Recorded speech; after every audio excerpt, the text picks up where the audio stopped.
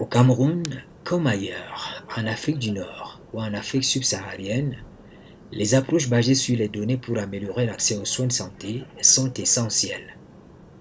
Malheureusement, et la pandémie du Covid-19 le démontre à souhait.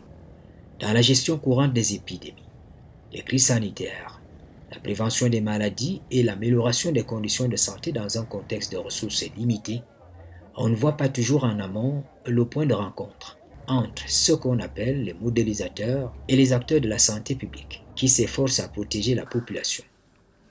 Pour reprendre la main sur cette situation délicate, le Centre Pasteur du Cameroun, l'Institut Pasteur de Tunis et l'African Institute for Mathematical Sciences ont organisé à Limbé un atelier visant à créer un cadre structuré pour la collaboration entre modélisateurs et décideurs, de telle manière que les données disponibles puissent servir à la prise de décisions des politiques de santé publique courantes et efficaces.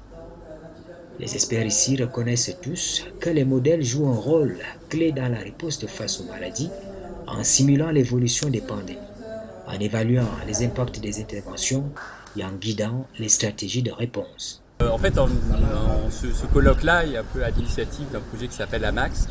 AMAX est un projet qui vise à la promotion des étudiants africains sur des problématiques africaines et voir comment la modélisation peut œuvrer à résoudre des problèmes de santé publique de manière générale en Afrique. Alors, la modélisation en santé publique est quelque chose qui est de plus en plus utilisé pour les prises de décision en santé publique, à travers des simulations de scénarios ou des simulations de stratégies que le décideur politique peut vouloir entreprendre, et dans lesquelles on va lui donner des outils qui lui permettront de mieux tester donc sa stratégie et de mieux prendre sa décision. Alors cette décision peut être soit économique, soit de santé publique, soit les deux, un rapport entre économie et santé publique. Cette simulation ou la modélisation peut, avant même de la mise en place de la stratégie, l'aider à choisir entre plusieurs types de stratégies qui s'offrent à lui. En Afrique, la problématique est très intéressante au point de vue modélisation. C'est des problématiques dans lesquelles l'argent, c'est-à-dire le budget, ne suffit pas pour avoir des stratégies très globales. Et donc le questionnement de savoir quelle est la meilleure stratégie dans le cadre d'un budget limité est très très pertinent, parce que cela amène à des choix qui peuvent être des fois douloureux pour la population, et donc comme ils sont douloureux pour la population, ils doivent être réfléchis et très bien ciblés les populations les plus vulnérables, les populations qui seront visées par les stratégies que nous devons mettre en place. Le politicien doit bien savoir quoi faire, donc la modélisation l'aide à avoir des choix très judicieux par rapport à ce qu'il doit faire. Le projet AMAX vise à créer un réseau de recherche et d'apprentissage axé sur l'analyse des données pour la santé et la modélisation mathématique. En fait, si je prends le palu, si on dit qu'une population dans ce quartier, hier, on avait 10 cas de palu, et lorsqu'on quitte de hier à demain, on a 20 cas. On est passé de temps T1 à un temps T2. Avec cette différence de temps, on obtient une équation presque mathématique, et ce qu'on appelle en mathématiques équation différentielle. Et l'obtention de ces systèmes d'équations, c'est ça qu'on appelle la modélisation. On est passé d'une donnée réelle à des données qu'on peut manipuler en termes de X, Y, et c'est pour ça que parfois certains demandent à quoi c'est X ou Y. Là, c'est pour prendre les situations réelles de la vie et les transformer en équations qu'on peut résoudre maintenant et rentrer, appliquer les résultats sur le terrain.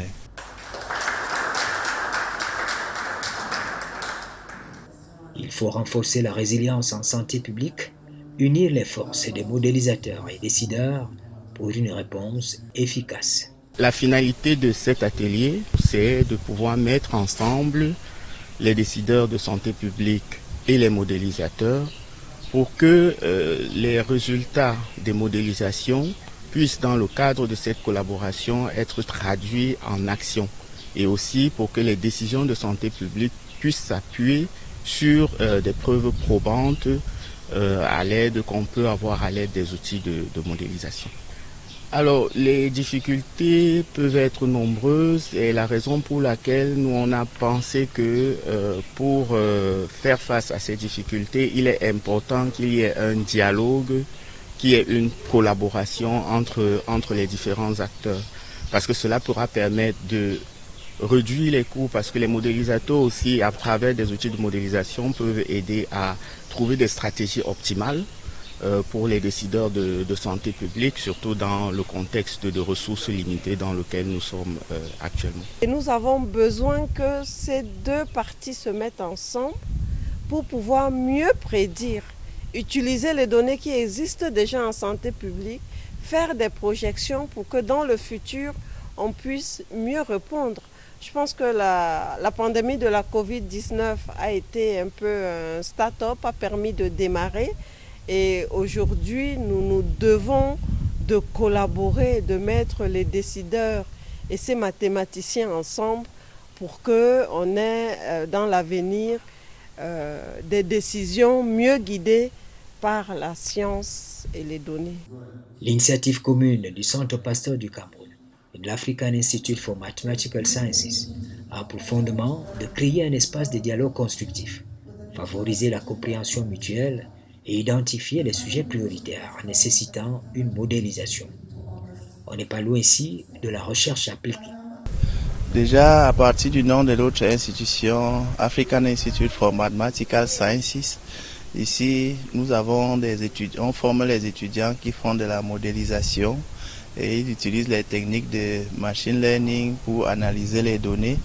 Et étant donné que dans le domaine de la santé, on a beaucoup de données disponibles au Cameroun qui ne sont pas exploitées jusqu'à nos jours. Voilà un champ où nos étudiants, avec leur background mathématique, peuvent vraiment apporter une plus-value en termes de policies, en termes de prédiction, en termes de vulgarisation et en termes de prévention. Le Centre Pasteur ici est partenaire du projet AMAX qui va mettre effectivement la modélisation au service de la santé. Mais dans le cadre du projet AMAX, c'est vraiment quelques thèmes de santé qui sont étudiés. Mais nous voulons que le Centre Pasteur du Cameroun, qui est un laboratoire de référence, qui est l'outil du ministère de la Santé dans la détection des différentes maladies à risque épidémique, qui fournit les données au niveau du ministère de la Santé, sert un peu d'intermédiaire ou d'interface entre les décideurs et les modélisateurs pour que tout soit mis ensemble et qu'on puisse mieux améliorer les décisions de santé publique. Entre autres choses, l'atelier de Limbé a permis d'identifier les domaines de santé publique nécessitant une modélisation immédiate et d'établir des priorités parmi les enjeux identifiés. Une démarche qui donne à rêver pour la suite. Partout dans le monde, rien ne se fait sans les sciences exactes. Et avec ces sciences exactes, si les données qu'on a sont des données réelles, on est sûr des résultats qu'on va donner aux décideurs. Donc on ne pense pas seulement, on y croit fermement. Nous espérons que ce ne sera pas un atelier pour en faire. Et la différence va être dans un de nos objectifs qui est un plan d'action. Vous voyez qu'aujourd'hui nous avons les modélisateurs, nous avons les données, nous avons les différents ministères.